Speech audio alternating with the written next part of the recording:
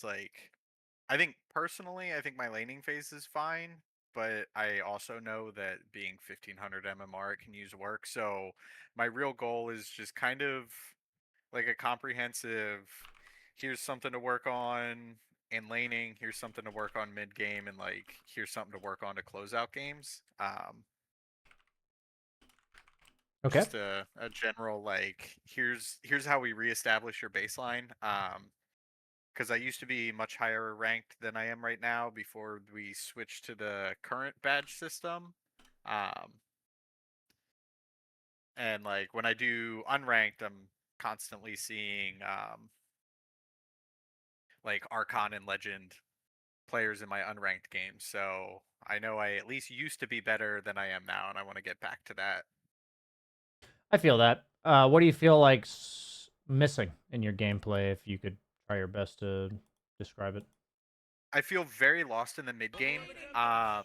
Like like I said, I feel strong laning. I very rarely lose my lane, and when I do lose my lane, um, it's usually like a bad lane matchup, and I feel like I don't lose it as hard as I should. Um, and in the late game, I'm like, yep, I know we need to do X, Y, and Z, keep all the lanes pushed, and then like look for a pick, and then we can push high ground and close out a game. But that like that mid game area, itemization, where I'm supposed to be, when I'm supposed to be farming, when I'm supposed to be fighting, that's I've completely lost all sense of that. Gotcha. Where to be, when to farm. How would you describe the role of an offlaner in the mid In the game? early We'll say the mid game, the part that you're struggling with. um I think it depends upon who I'm playing. Like if I'm playing Razor, I think I'm maybe not necessarily the initiator, but I am the rock on which my team's probably centering our team fight around. Um, I also just started playing Venge again from the off lane. Absolutely love that hero. It's my second most played hero. Um, and I think she plays very differently in the mid game. I'm more supposed to be a disruptive influence. Looking for the enemy team to jump us and counter initiating sort of by tearing apart their formation. Okay. Interesting. Okay. So you said Razor's not exactly an initiator, but he's the rock in which his team fights around. What exactly does that mean when you say that? Like I don't think he like you can build blink on him, but like I love playing Aura Razor, so he just kind of walks at people, which isn't I don't think is necessarily the best initiation. Like he doesn't have any jump to just like get in there and start a fight off with a bang. He's very telegraphed. Um, but when somebody starts that fight, he just kind of like walks into the middle, pops his Q, pops his ult, links the best target near him, and just kind of stands there and is like, "You can't kill me, and I'm in the middle of all you, so deal with me." While the rest of the team like does their thing. Okay. So what I'm noticing in your description is that I've heard a lot about what you think these heroes' role in team fights are, but I don't know what you think your role is on the map. Uh, I think for Razor, I had actually hopped in one of your streams, and I've kind of tried to play this way to varying degrees of success. Razor's just supposed to like own an area of the map and be like, "This is mine, and you can't force me out of here." Um, Venge, I really have no idea really what her role on the map is in the mid game. My last few games playing her, it's been like the lanes break down and I'm trying to rush my ags and then get like Yasha so I can actually put out some damage in fights before I turn into an illusion and afterwards. I Okay. also used to play a lot of LC, and I know LC's job is really to just stay hidden and punish the enemy team when someone extends too far, picks them off. Gotcha. Okay. Um, Give me 2 seconds here, just taking some notes. Okay. So, are we starting with a Razor replay today, or what are we doing?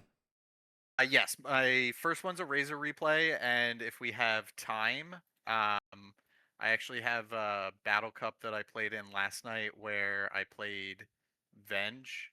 Sure. Um, And both games, we the early and like the early mid game we were really strong, and then like towards the end of the mid game and late game we just like fell off hard. Um, and I feel like I contributed to that. Like I know there was some fights that I did not perform well in, but yeah, that helped just setting up like how to perform well and position myself properly. What do you like about Aura Razor? Like, do you have uh, a like, would you strongly prefer it to like carry Razor from the offlane kind of playstyle? Actually, I'm not a big fan of like the carry build on Razor. I don't. This is just my opinion, and may or may not be right or wrong, but I don't like him building the traditional core items like Manta, um, and like damage based items. I think other heroes fill that role better than he does. I like Aura Razor just because he's probably like the best mech and Greaves carrier in the entire game. Makes him very durable. I routinely find myself in games where they will try and jump me and just laughing like you can't kill me, I see. which I think is very fun, being that like source of attention in fights, and knowing that yeah they can't do anything about it. Hmm. Okay. So you like being the really beefy guy that nobody can deal with. Yeah, Okay. That makes sense. That is a fun thing to do. I think that's also why I really enjoy Venge. I Hmm. forget which game it was in, but it might have been I think it was the pub after last night's NA in house. Um, where they jumped me with like three heroes. I still put out a bunch of damage, ended up dying, and then my illusion just like was there, and I said it in the lobby. I was like, I got 2 lives, bitches. Nice. So yeah, like that beefy, just very durable staying power. I really enjoy. Okay. Very cool. Um, can you go to the the message bubble in the top right hand corner of this window and then click that and then send me the replay ID there for Razor first, and then I'll ask you Yeah, about 45 minutes in ish if you want to take time for the other replay if we haven't gotten there yet. sure, sure. We'll see where we're at once we get there. I just sent it, but it's showing me messages failed to load, so I don't know if you got it. I did not get it. No. Is it? Can you see this message? Oh, I meant No. you can't see me saying hi. Uh, Make sure you I click can. BSJ's private coaching on the left side of the server. Yep. Okay. And you see my screen on the call. Yes. Okay. And you can't see the messages in the chat channel. No, it's saying messages failed to load. Like I can open that little chat channel, I but see. its That's messages annoying. failed to load. Yeah. Then go ahead and just send it to me in the DM of our just send it here. Sorry about that. No, you're good. Discord's been cheeks the past couple days, so Yeah. Okay, so this is a Razor replay.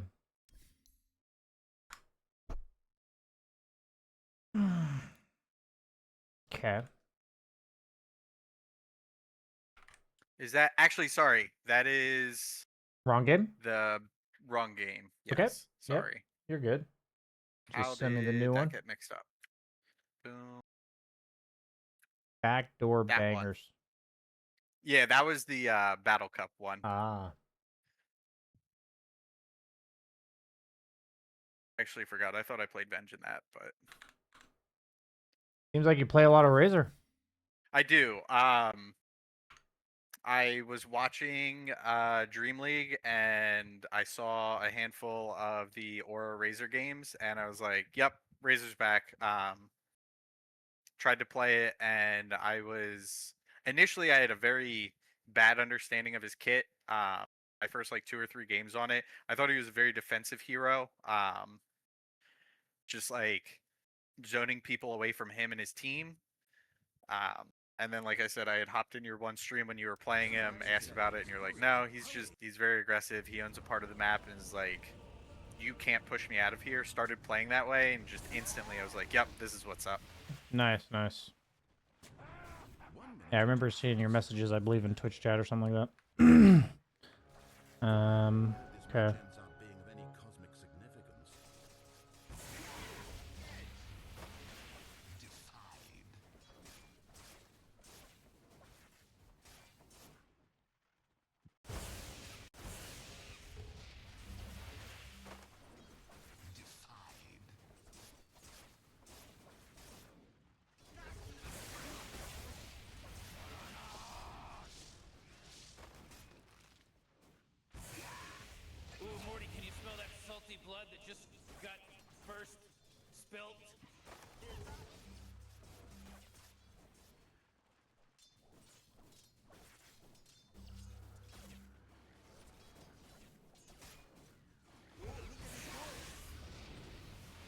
How often do you like CS train or anything like that?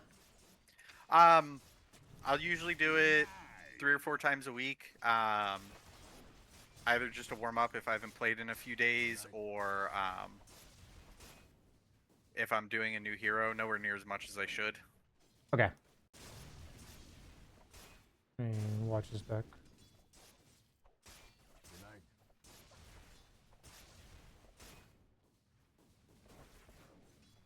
I have a very Razor's attack animation is very I still have not been able to like internalize when the actual projectile hits until I get my second Wraith Band. I've started going double Wraith Band just because it really helps me. My lane goes infinitely better after I get my second Wraith Band. I got you. I'm gonna give you, this is gonna be my only tips for lane, since these for me are like very fundamental things that will significantly change your lane. And I think it's honestly hard to like work on anything past this because of how much I think this will change your lane. So, okay. So the problem that I'm seeing in your game, I've talked about this before on stream, but I'm seeing you do it every time, is that when you're CSing, you're not removing turn rate. So like, say this is the creep we're going for, you're like doing this and then attacking it. And then you're like, say this is the creep, you're like going back and forth like this, and then attacking it. Have you seen me talk about this before? A little bit, yes. Okay. So the way we remove turn rate is by facing the creep before it's time to CS it. So like with this creep, like I A stop and then click it. So like A stop, A. A stop, or right click stop, either one's fine. But so like what's happening is your timing is harder to do because then you're doing this. Like I missed a creep there because of it. Trying to time it. Like imagine whatever this turn rate is it's adding that to your attack animation. Like for me, I literally can't even CS this way. So like for me, I want to do this where I'm holding down right click and then spamming stop and then using the timer to release it. So like this is what I try to tell people to practice. And I miss it because I'm bad. Sorry. But the point is that you're supposed to get the CS when you do this. But so what I'm seeing with you is if we remove that turn rate, then you probably missed at least 2 or 3 creeps that I saw in your lane. That will already make you better at CSing. Any questions on that real quick? No. That makes perfect sense. Okay. The other thing, this is literally going to be in like my next CSing video because you're now like the 4th person I've coached on it. So I know it's a problem. I bought him a ward. So what happens especially when you're against a melee guy, like when the creeps are just like this, what you're doing currently is, you know, if let's act like you're like not doing the turn rate thing, you're just CSing like this. Like this is what it looks like. Like the creeps are just like this and you're just CSing. So what happens in that case is that if the creeps are just like that, the guy's just going to hit them too. And he's going to fight you for every single creep and potentially get denies. So what we want to learn to do, which we can do by setting up a ward and putting a guy in our lobby, is we want to aggro the creeps right before they're dying. So right now. And then they will die away from the opponent. So say the jug's right here. You would aggro. And pull them away from the jug. Same thing on this one. You see what I mean? Yeah. So what happens in this lane... I'm going to now point to all of the moments in the lane that I would have wanted you to do that. Okay.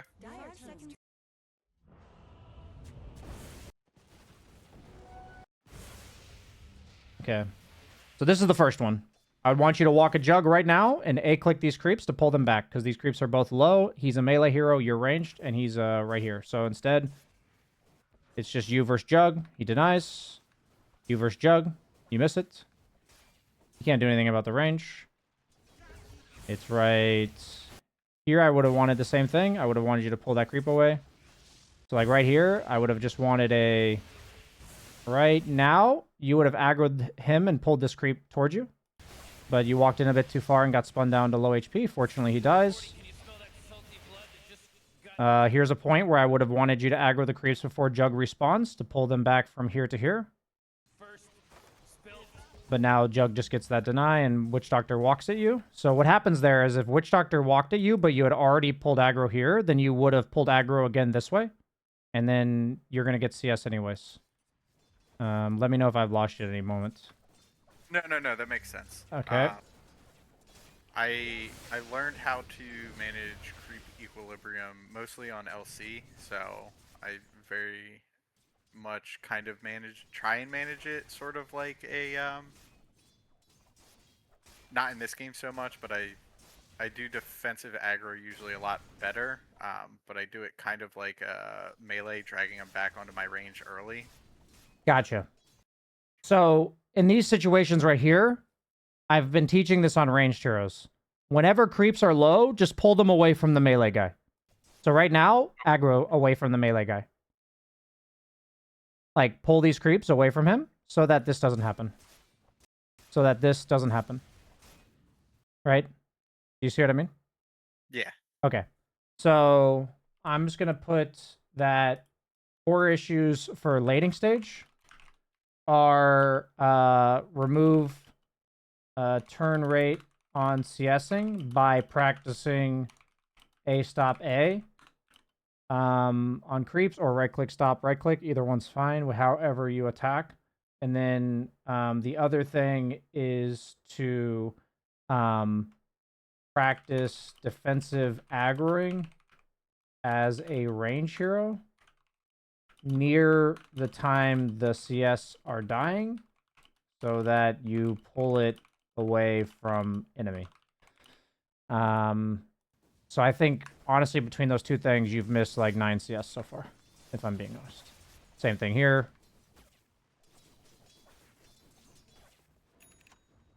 So I'm not going to worry too much about your laning stage past that. Just going to keep fast forwarding.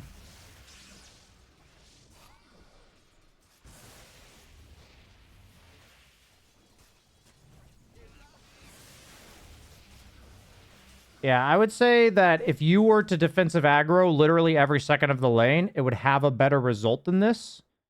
And in the long run, if you were to defensive aggro to your range creep every single time until the lane is right here, you'll win your lanes. If that makes sense. Like, I wouldn't be using my plasma field on the first wave unless I had already defensive aggro to my range and I'm using it on the enemy range creep that's now low. That's how I would use plasma field in the first wave. So like this, exactly. I would now use yes, that's how I would play the first wave.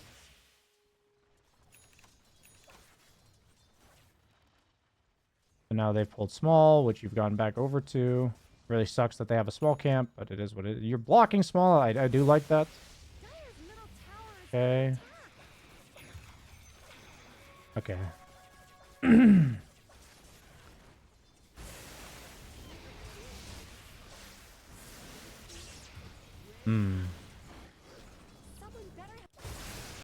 I think you're underestimating this lane a bit too much. I'm wondering about your positioning here. Because you walk in pretty far. And I'm wondering what you're thinking here. Because you've done this a few times. So, I don't think I realized the Witch Doctor was level 4 here, but he had leveled Cask at level 1.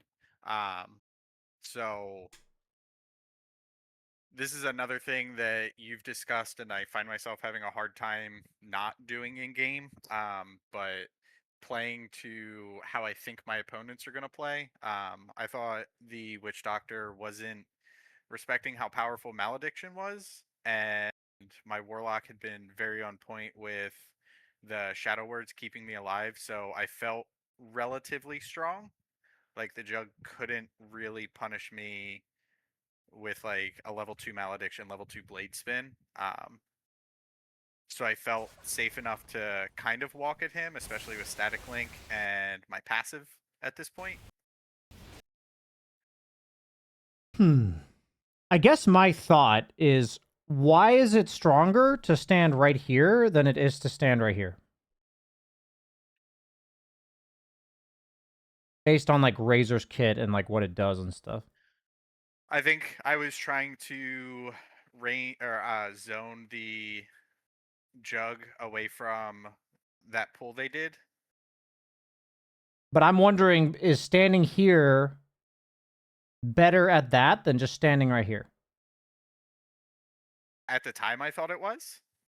Do you see how I don't think it is and why? Or no? I'm not trying to be like Uh, smartass here. no, I don't. I think at the time I walked up there, the creeps hadn't gotten full vision of it. I knew my plasma field vision was going to go away, so I wanted to be able to make sure we could see it. I see. My thought process being, if I zone the jug, I can pick up last hits much more easily by standing there. Whereas otherwise, I have to rely on my warlock, who I do think, if they maledict and blade spin, my warlock probably dies. Whereas I don't think I do. Yeah, I guess it's interesting because my thought on this lane is I'm never close enough to get hit by jug spin. Like, that would be my thought. Like, I should never have to be close enough to get hit by jug spin. I would have like early boots, like maybe like a single laning item plus boots. And I just don't see a world where Jug would ever be able to spin me. And if he can't spin me, he can't play the lane. Like, that would be my thought on like approaching this lane. And I'm curious like how that sounds to you and like what you're like how I'm trying to. So like what I have here is a disconnect between your understanding of this lane and what I think is correct for the lane. And I'm trying to kind of bridge that gap, try to figure out how to make the connection. So like, Uh, go ahead. I think if I get better at CSing and managing the creep aggro, I can skip that second Wraith Band and get an earlier boots and play that way. Um, Okay. because it does make sense. Like, getting hit by Jug Spin is just trading Jug's mana for my Warlock's mana, which, if we don't have to do that, that gives us better overall staying power in the lane. So it does make total sense.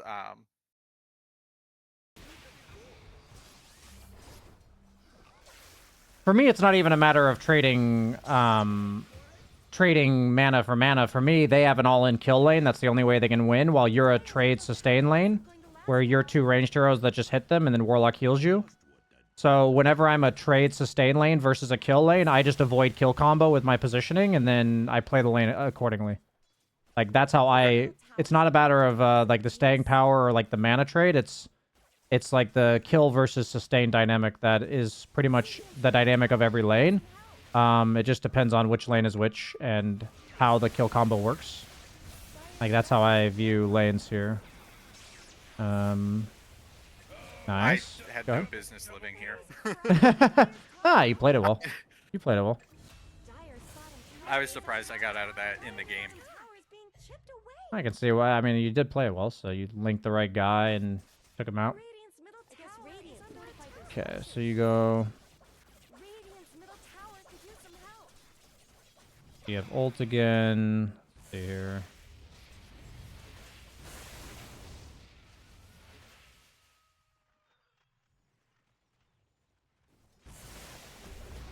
Okay. Yeah. Very good. Very nice. Okay, now what? I You're think at gonna this walk point, towards the my mid? is lanes, like, I've taken out their tier 1. I can give it up because it's much safer relatively for someone else to farm there, and I can start working on their mid. Hmm.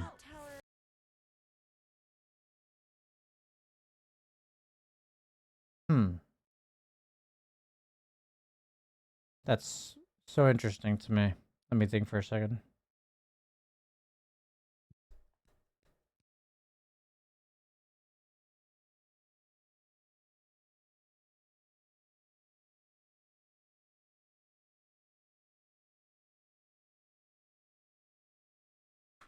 So we're gonna say mid game starts around like 10 minutes.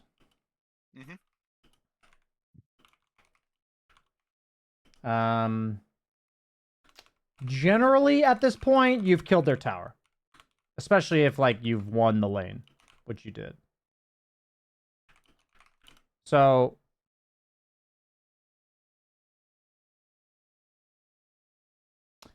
I'm gonna skip explaining why, and I want to know if you have questions about what I'm gonna say.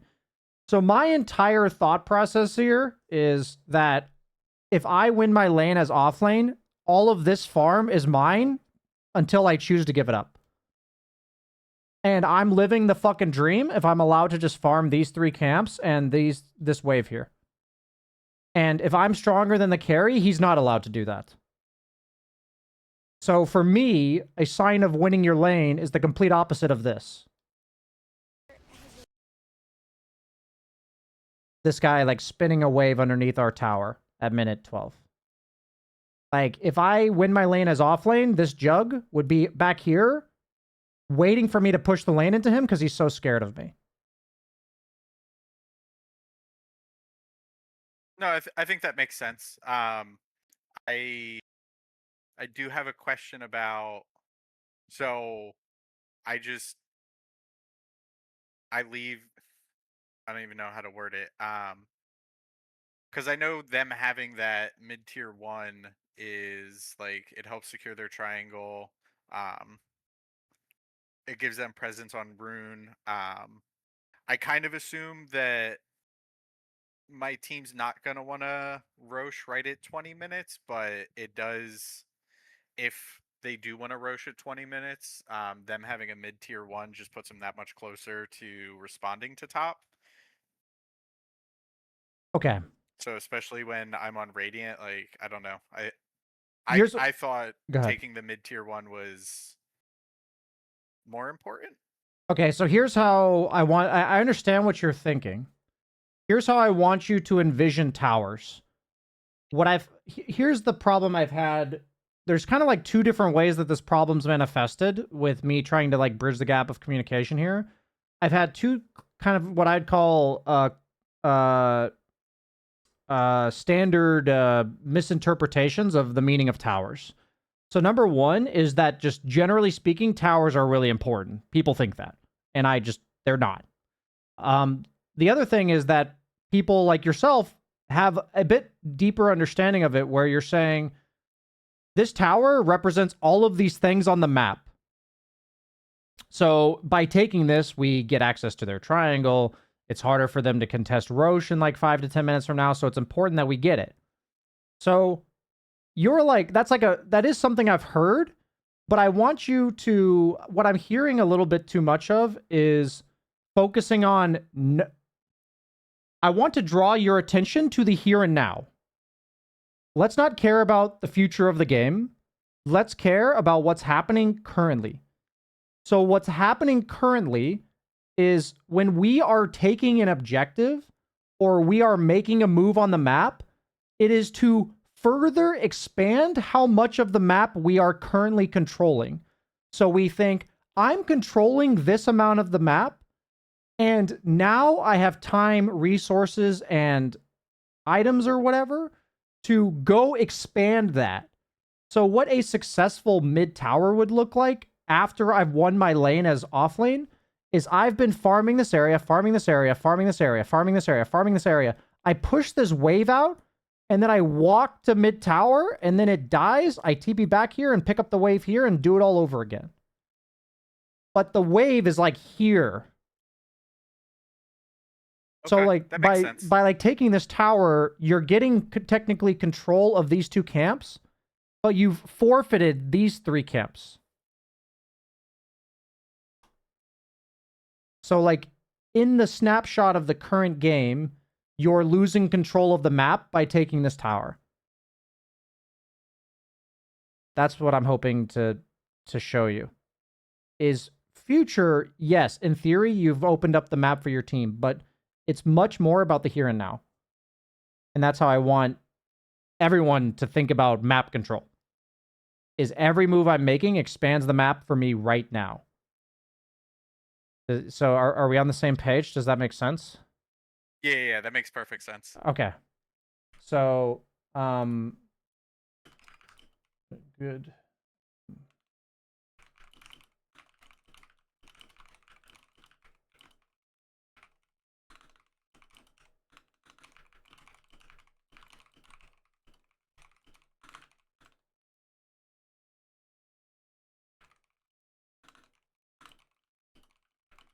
So earlier in the session, you told me that it like kind of lit up a like a light bulb when I told you Razor's like a control the area of the map kind of hero. So that's exactly what I wanted you to do with this area. Is they had to bring 4 fucking heroes to boot you out just like they did with the storm, and but it worked, you know? Like they should have to do that again to make you leave. That's how I want you to think about it. Okay. And the only time you don't do that is if you think their ability to do that is like really easy. Like if like in my game when I have a video coming out for tomorrow, it hasn't come out yet, but I left my lane as Faceless Void even though I was kind of winning it because if their shaman rotated on me, I died. So it was like really convenient for them. But in this game, it has to be like Legion plus Storm or like, you know what I mean? Like it's kind of awkward for them to bring enough heroes to like kill you up there. So like, how are they going to get enough heroes to kill you over here? Like, what, the Legion's going to like sneak her way into this, or they're going to like 3-man smoke from here? It's like really difficult, like logistically, to boot you out of there. And so I guess like the question I would have you ask yourself is, when I control an area, make them boot me out and try to perfect. So the question is, and ask yourself, what is the formula for them to boot me out? What heroes, what items, what timing, all that kind of stuff. What abilities do they need in order to do that? So that would be the... So you end up going back top, which is better than committing to mid tower, which is good. But yeah, then I would want you to go back top.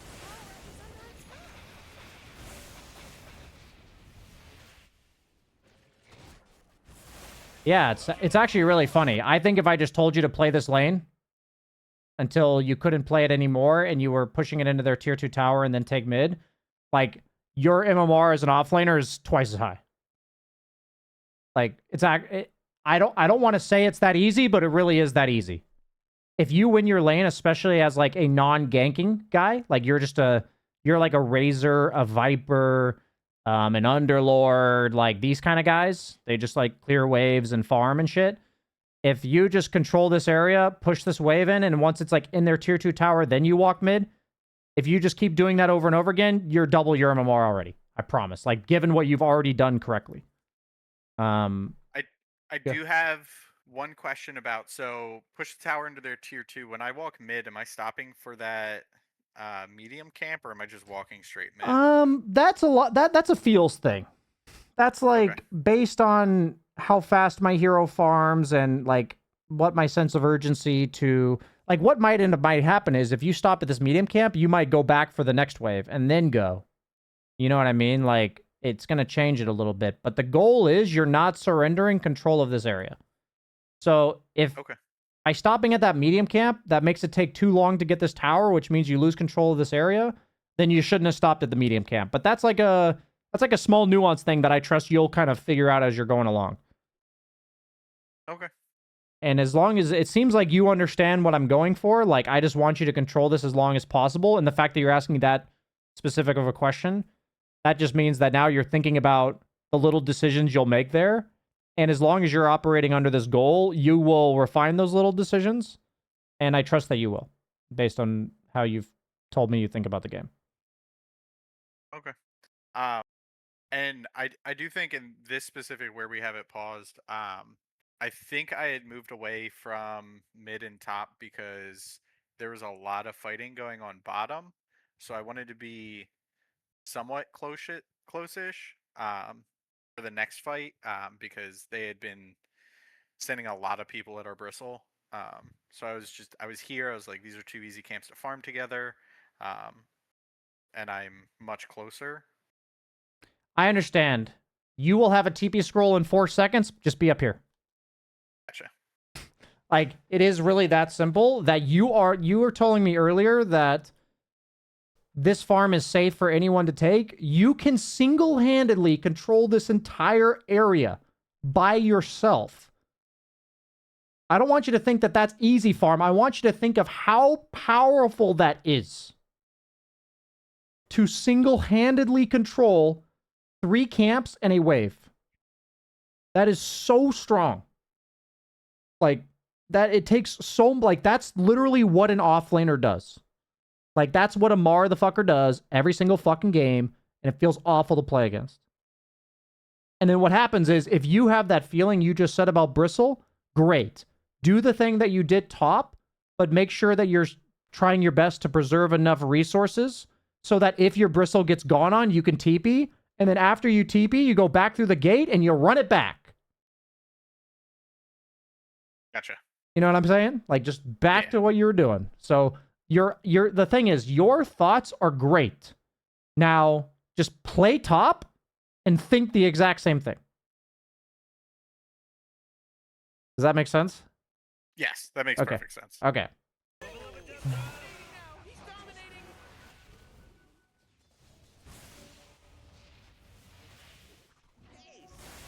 So funnily enough, now what's happening is your Bristle, since you went bottom, TP top, and now you went back top, and he's here now. So now you're like,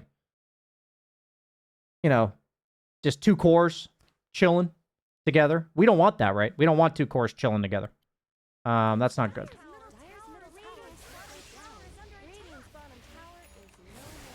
And you guys are like farming together now. This is kind of weird. Yeah, I do remember thinking in this point of the game, like, I was annoyed that we were both together. I don't know why I didn't have the thought to just gate back bottom and get away from him. Yeah, so I try to show this to... every situation is so different. But what I've told people is when you don't position on the map correctly, it snowballs into every player on your team. That's just what happens. So the reason you're in this spot in the first place is because you went towards bottom, so nobody's top. So your Bristle's like, I guess I'll go top. And now you're like, well, I'm going to go back to top now. So what you should do in this case, seeing this, is farm these 2 camps with TP ready to help your Bristle. Like, now you're down here. Yeah. But given the net worth and power of both of your heroes, who should be the one defensively farming this, and who should be the one up here? Right? It should be Bristle down here, up here, and you up top. But because we moved away from top, now it's reversed. But even in this case, I would want you to leave it reversed.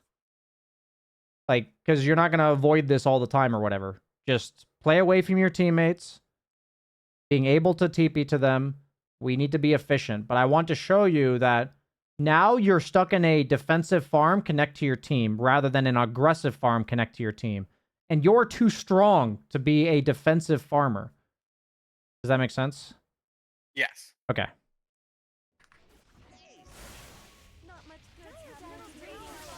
And you feel it, so you're like, I'm running back up there now. You know? And, you know, we never want to hit this tier 2. That's not a thing. I've tried to, you know, I've told people in the dojo when they submit, like, game night replays and stuff, I'm like, you guys are banned from hitting tier 2 towers. Just stop hitting them. Just know that that is not the correct play to make. I want you to think that if I can kill this tier 2 tower in 5 seconds or less with no contest, then sure, you can walk up the tier 2 tower. Otherwise, just don't hit it. There's just so many better things to be doing. Like, go ahead. I think... So we had just cleared the 2 camps next to the tier 2, and great, TP bottom. At that point, okay, yeah. Like, great. Where are the creeps? You know, that's the question. One of you TP's bottom, and the other one farms these camps on the new minute. That's like what this looks like. Because the reason why I say tier 2s are bad is because there are always creeps to farm at 15 minutes into the game.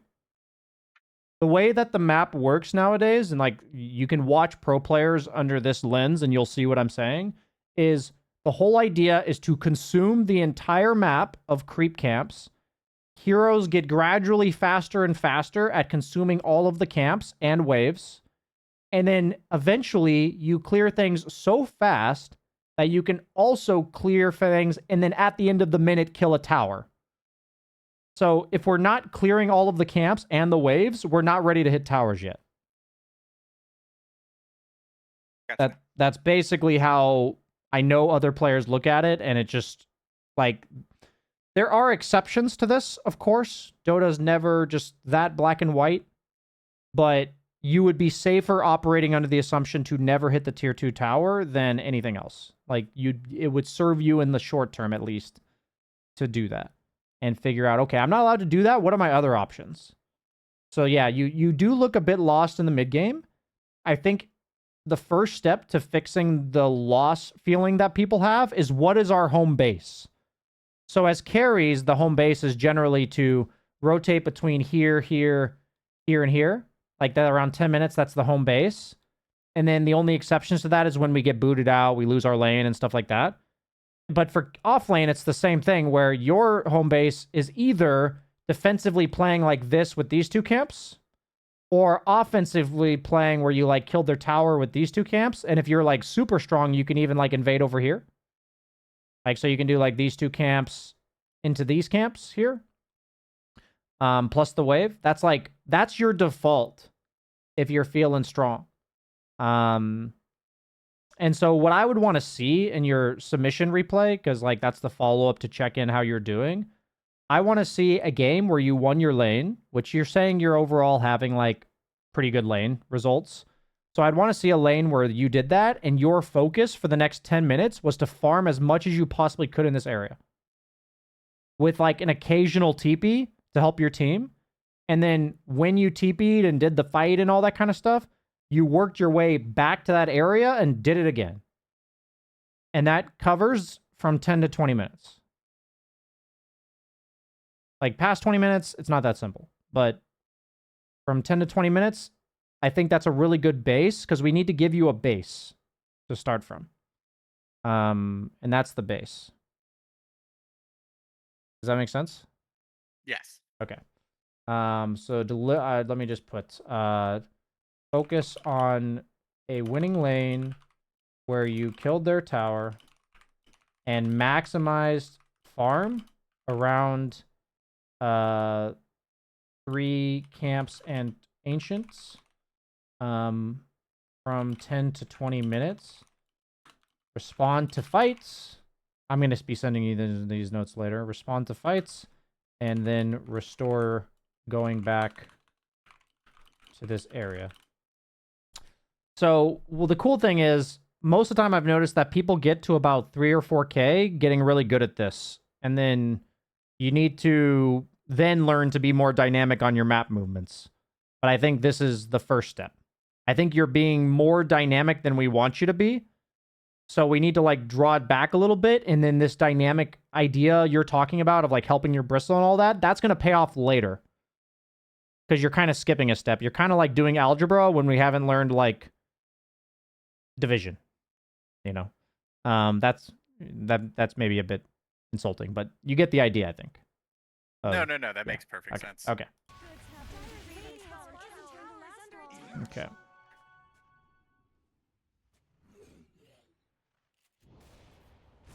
Okay, we clear that. This is a very stupid fight. Okay, so yeah, it seems like it worked. It was a 2-for-2 trade. I mean, the interesting part about this for me is that, yeah, I can see what you're going for, honestly, and it ends up being a 2-for-2. I don't actually hate that like, play.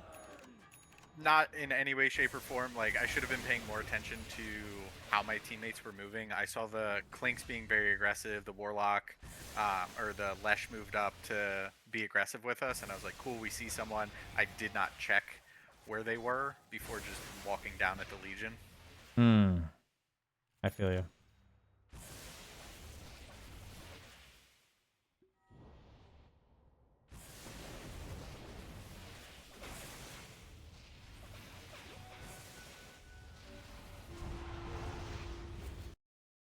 What's really interesting to me is I want you to imagine right now that during this time you stayed top, like you were stickier here.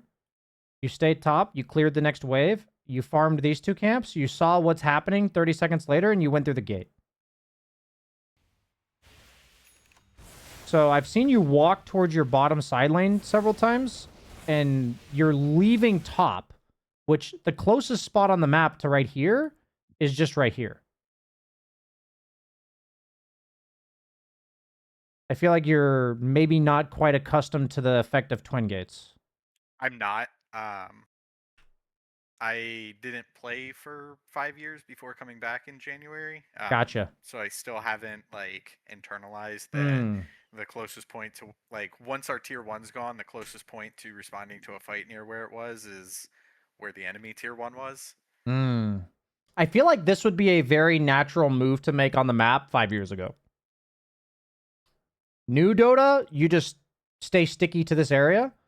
And then if you want to connect down here, whoop. It's like 3 seconds and you're there.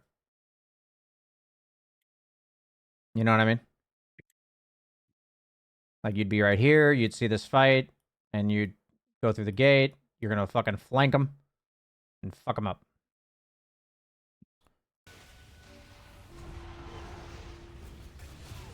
Yeah, now you're a bit late to the fight and it's already over, which sucks. And now you're here anyway, though. So, like, now what? You're gonna take their camps? I don't mind that. Okay, you're gonna clear this wave. Okay, so I don't mind what you're doing here. We do have about 20 minutes left. Would you like me to keep watching this game, or would you like to go to the other game?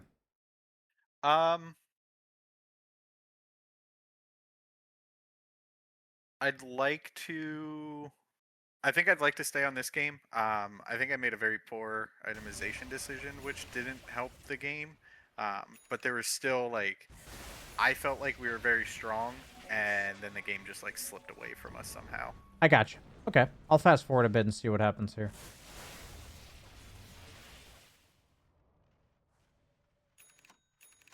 Okay. Yeah, so the number one rule when we're trying to push top tower like this is that this lane needs to be pushed at the time that this lane's going to the tower. So what your job in this is to take this next wave here. It's really important that you're right here, plasma fielding this wave and pulling it towards you. Like this way. So you're correct to be playing in this area. It's absolutely essential when you're setting up a tier 2 push or even making this move at all that this wave gets cut. Like, this is so important that this isn't happening. I can't emphasize enough.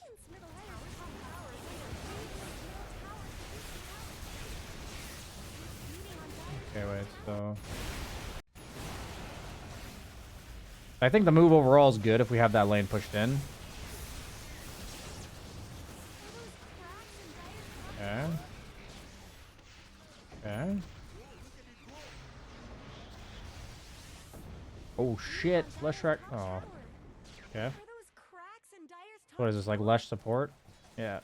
Yeah, it's support Lesh. Okay.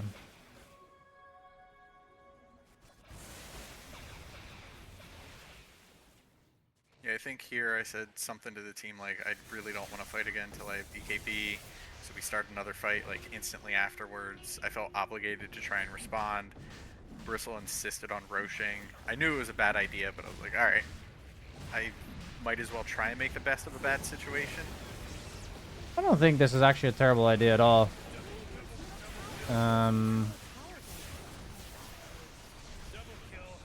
I think you guys chasing up the hill into them is probably a bad idea.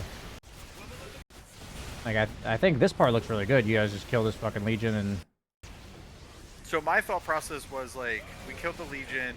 I knew the two heroes there were at about half health, and up until we pushed up, I felt like we were strong. So I was just like, why don't we push into them? Like, I feels see. like easy kills.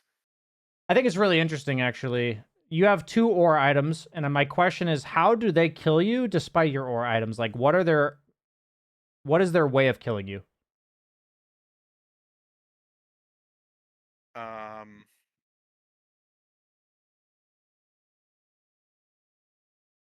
I don't have an answer to that.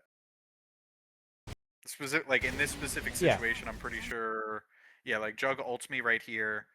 That's what gets me low. Okay. So you have But 4K, another 4K. You have like 12K net worth right now. What item in the game stops the way you died right here?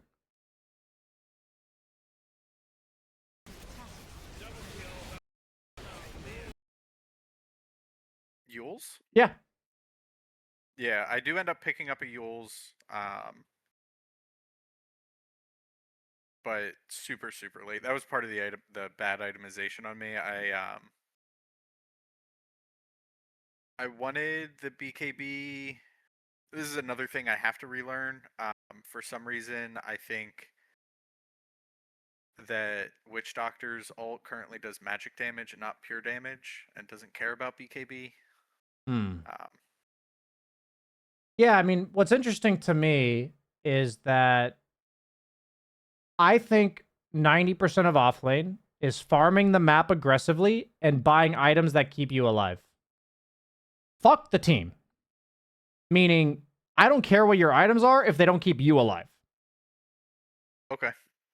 So, like, if you need to buy an item that's not a team item that keeps you alive, then that comes at the latest second item. Meaning, you can go Greaves if you want for like that early aura for the team. But if there's an item that keeps you alive, it needs to be your second item. So, like, if Crimson's the item that keeps you alive, that's fine. Like, say they had PL or something, you know. But in this game, it was Yules. Okay. My thought on the Crimson was like it basically negates Jug ult until like 35 minutes. It makes Legion not kill me. Sniper can't really plink me, and I just have to worry about Witch Doctor and Storm, and I can just walk away from those two. That was my thought process on the Crimson. Why did you Crimson before? You Crimson to take Roche? I see. Yeah, Crimson was on cooldown. I mean, I think Crimson would have Yeah. kept you alive pretty well against the Jug ulti. The problem with that mindset a little bit is that if you bought Crimson with the idea that it'll keep you alive against Jug ulti, then you're not allowed to use it until he ultis you. Okay. Yeah, I used it there because I saw them push down, and I thought we were about to fight, so I was like, now's the time to Crimson. Um, and then they disengaged and waited for it to burn out, and I I don't see. know exactly where their positioning is, but I see. Yeah, I yeah, think they it's waited. interesting. God. No, that was all. They like waited for the cooldown to go out, Yeah, I and just think then it's at that really point, interesting because, like, the way I look at items is I think about how I'm going to die. That item is used against the thing that makes me die. So if you buy the items you buy and you're thinking Crimson will protect me against Omni Slash until 35 minutes, I totally respect that line of thinking. We can't be distracted by the noise of the game. Then you wait to use Crimson until Jug Omni Slashes. Do you know what I mean? yeah. And if you don't wait to use Crimson, say you use it because Legion like blink duel somebody and you try to protect them, then you don't walk into the Jug. Because that's the item you bought to survive his ult. Does that make sense?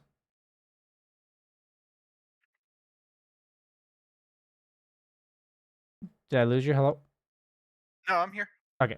Does that make sense? Yes, yes, that makes perfect Okay. sense. Because like the way that you approach this fight, like everything you've said in theory, it's really funny because when I hear pro players, for instance, like I'm talking about somebody who's got a very high level knowledge of Dota and it's like higher than mine, is whenever they say something, I feel like it's a more accurate simpler version of what I said. But like, I'm in the same realm. So it's like the things you're saying are in the same realm as what I'm thinking. Like, you clearly thought about that. But then you use the Crimson before you walk in, and you still walk in anyway. So we just want the execution to line up with the thinking. So for me, items are, we bought something to deal with a specific ability that kills us. We use it on the ability that kills us. Otherwise, we just don't use the item. Or if we don't have the item, we dodge the ability that kills us. So we would let somebody else walk in first. It's funny because I think you've got the hard half, which is to conceptualize what items would protect you against things. And I like the idea that you thought that. The Crimson against Jug. I do agree that makes sense. Until 35 minutes.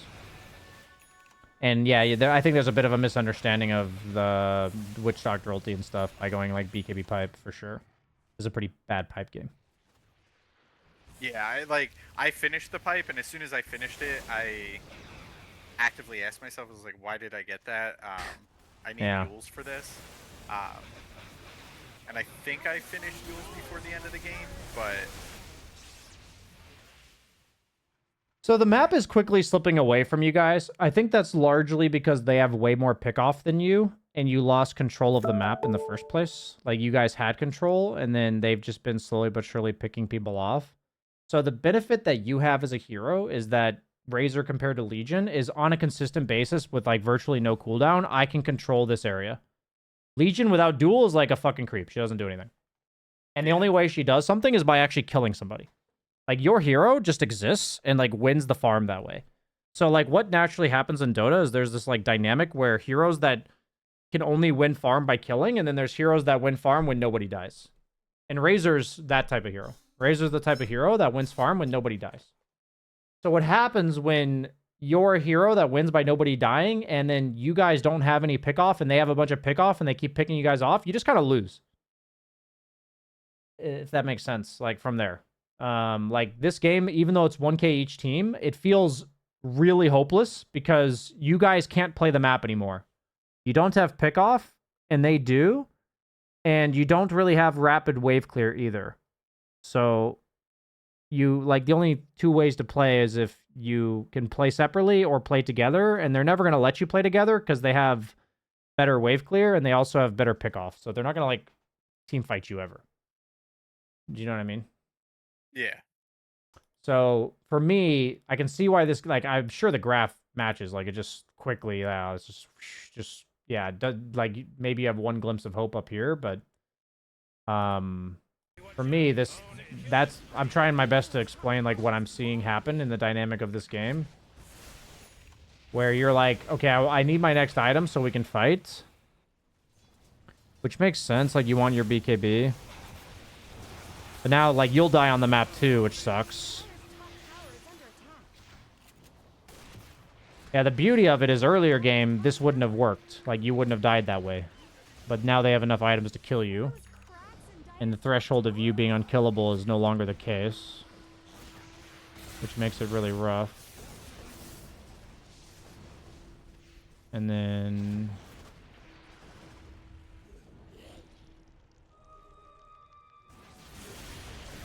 looks like we end up getting a good fight with your BKB. You're, like, removing Legion from the fight, which is great. I think your execution there was fantastic. Okay. Very nice. Yeah, I mean, you own that fight. Then your team kind of fed at the end, which sucks. I mean, what that showed is if you guys managed to get a head-on-head fight with you initiating with BKB, like, you're pretty fucking strong. I really do believe, based on what you've told me and what I'm seeing here, is that your execution in teamfights will be good once you get the items. We need the map play while you're building the items to be more efficient, and I think you'll just end up in really easy games, honestly. Okay. And I don't want to set a false expectation where it feels bad if that's not what's happening, but yeah, I can see why you told me earlier you're not too concerned about your lane. I do think the CSing will play a big role. Having an extra 10 to 15 CS adds a lot to your win percentage. But I can see why you also feel pretty comfortable later as well. I think once you've got the items assembled, you see the picture pretty clearly. Um, so, let's just hey.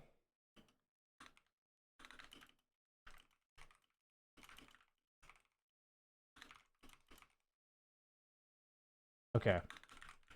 Do we want to take like 15 minutes real quick to check out the other game and maybe just look at the 10 to 20 minute mark to see what's going on there? Sure. To see if there's Let anything. me. It's always nice to have patterns if we can identify them. Yeah. And if there's any questions you had coming into this that I haven't answered and you'd like to make sure they get touched on, now's the time to let me know. Uh, I didn't, but right before you asked that, like one popped into my head. I know you're gonna give me your notes, but I also it just helps me. So I've been taking my own notes. Sure. Early. So like I said, I've just started playing Venge again. Like early laning on Venge, I'm still my win rate in lane with Venge is nowhere near what it is with my other offlaners. Like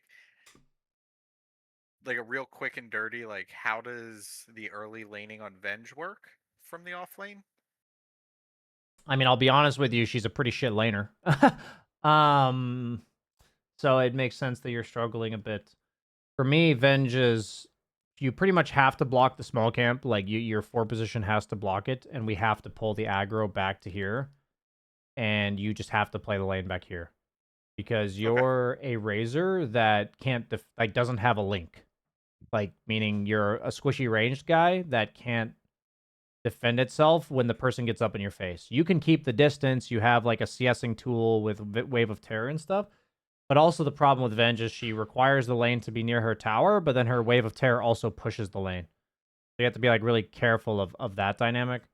Um, and there's a reason she's not getting picked too much right now because in metas where the lane is meant to be stable and static, heroes like Venge are much better because they just kind of sit on top of the creep wave with pretty high damage and good attack animation and stuff. But right now, the meta is very much about pushing and pulling the lane over and over again, very back and forth mobile lanes. So she can struggle in that.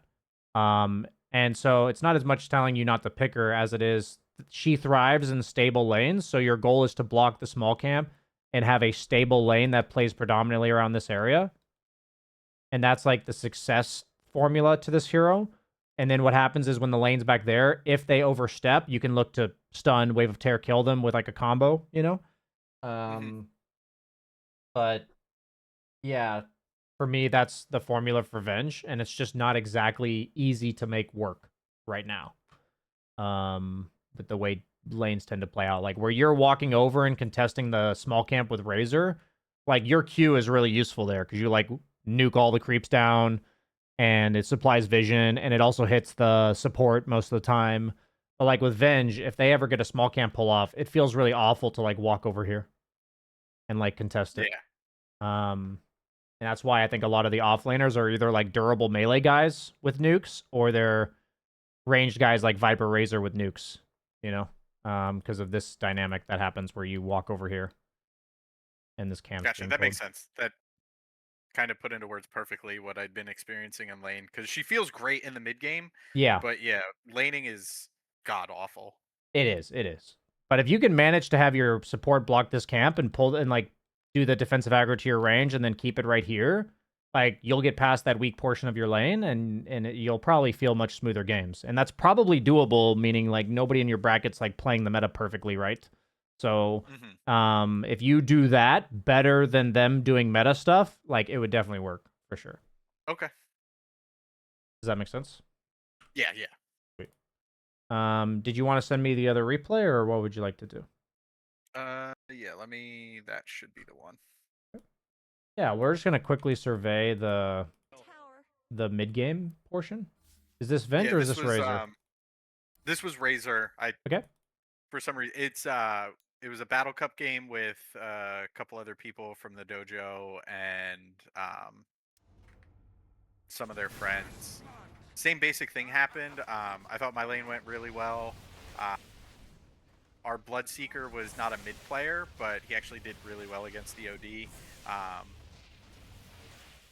I forget how our safe lane went, but yeah, we felt really strong up until like the 25-30 minute mark, and then Void just like came out and did Void things, and we felt completely helpless, and they just won the game. I do think the double Wraith Band seems like a bit of a crutch for you, like because you talked about it being for your attack animation. I think limiting yourself to one with the other laning items you're going is probably a good option for you. I don't think there's too often right now that 2 Wraith Bands is good. So they have a nice rotation with OD. I heard everything you said, and I'm going to watch. I was just kind of surveying the laning phase. I do think that's a bit of a crutch, so I want to just address that first. Yeah, we stayed paused for like a million years here. Okay, well, we're on 16x, so I hope it gets through pretty fast. And nice of you guys to wait.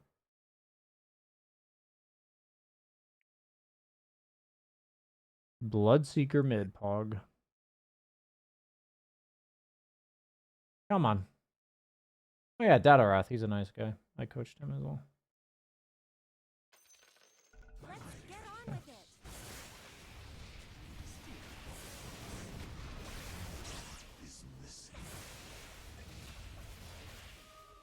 Yeah, funnily enough, I probably wouldn't even level Link against Void. My thought process on leveling the Link against Void was just to, especially with the Barret in lane, was to bait out Void's Time Walk as early as possible, and then have Barret go on him. So he couldn't get away from the Barret. I see. Okay, that's a good reset there. You're going to push the lane. Okay, so this does seem like a common trend in your games. I mean, I've only seen 2, but I imagine you're having pretty good... You mentioned you're having good success in lane. And the both lanes I've watched, you've kind of like eventually won the war of attrition and taken them down. Unfortunate there. A little overzealous on the move, but I like what you're trying to do there. So, like, I would want you to, TP mid, push that out. OD's a bit of annoying for, like, an aura building guy. I don't love building auras against OD. I would have probably strongly considered something like Tread's Falcon Blade Mail is probably what I would have gone here. Personally. So, like, generally my first 4,000 gold on offlane is how do I speed up my farm the most while making myself not die? So, for me, Greaves isn't helpful because the way they kill me is AA and OD. And those don't help against those guys. You don't sustain through OD, and you obviously don't sustain through AA. So I just want to draw attention to that I think Greaves on Razor are generally very strong. But if you were to develop a more dynamic understanding of how you die and having your items address that, I think you'll have a lot more success on all of these beefy guys. Like, OD just inherently counters all of the beefy guys. Like, the guys that just built to never die. Because there's no such thing as tanking through OD. It just doesn't happen. So, it's just like, so I'm saying I would go Treads Falcon because that gives me raw HP. Like, I could have Strength Treads plus Falcon Blade. That's like 400 extra HP. And then I go Blade Mail. Whenever I have heroes like OD that do more damage than they have health, and I can't sustain through it, then I buy Blade Mail. Like, that's just, for me, a general default option. And if after that you want to go pipe because they have a lot of magic damage, then go for it. You know, like, go back for the auras. It's totally fine to do that sort of thing and then go back for auras. But yeah, I always think, how do they kill me and what's my best way to survive it or dissuade it? And that's what I buy with my first 4,000 gold.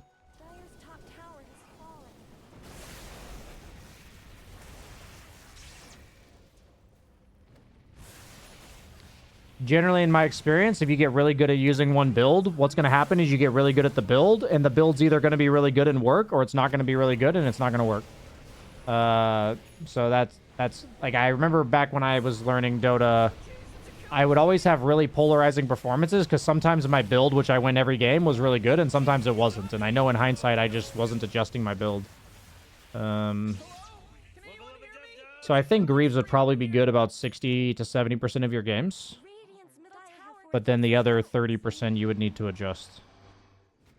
If we're talking about like optimal itemization. But Yeah. that doesn't even have to be your focus if you don't want to. I'm just mentioning that I do think that it would help you in the long run. Okay, so we're going for a tower push.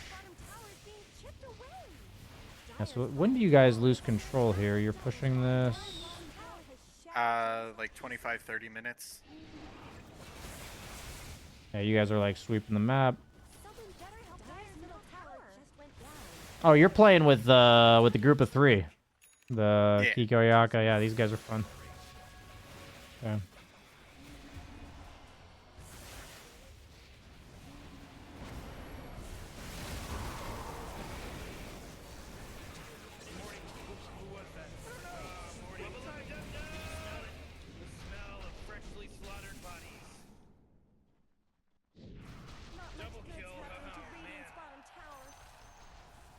Yeah, I really do think this is like a sick fucking like blade mail BKB Shivas. I would love that. Just run the fuck in. That's what I would do here. Because like what you're doing is exactly what you're supposed to be doing, but your items don't keep you alive to like them fighting back. Like, imagine if you ran in here with a fucking blade mail on, you know? But yeah.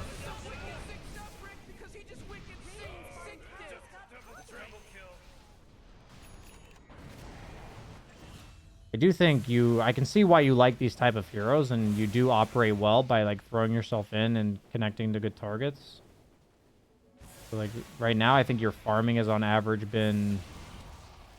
it's been noticeably better in this game than it was in the other games. So I can see that you have like a pretty good sense of it. But even then, we're looking at 82 CS at 20 minutes. But maybe there's just a lot more fighting in this game because of the fact that it's a battle cup. Yeah, this game I definitely felt more comfortable staying top just because we were all in comms. We could discuss the strategy. They knew I wouldn't be like physically nearby and would have to let me know to respond if they needed the help. I got you. So I felt more comfortable doing that. Like I own the top area of the map.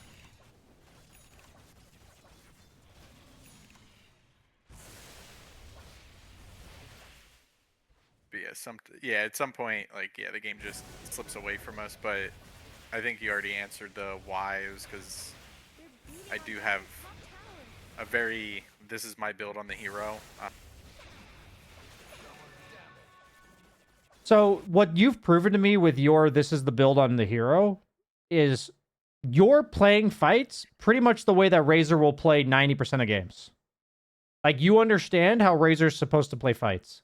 If we can get the items to be the first 4K goal to be how do I die on the map? Like, who's the guy that ganks me? How do I survive against it as best as possible or dissuade it? And then once I run in fights, what's the best way to, like, basically sustain items are great if we plan to survive their damage, but their lineup is a really impossible lineup to survive through their damage. They have AA and OD.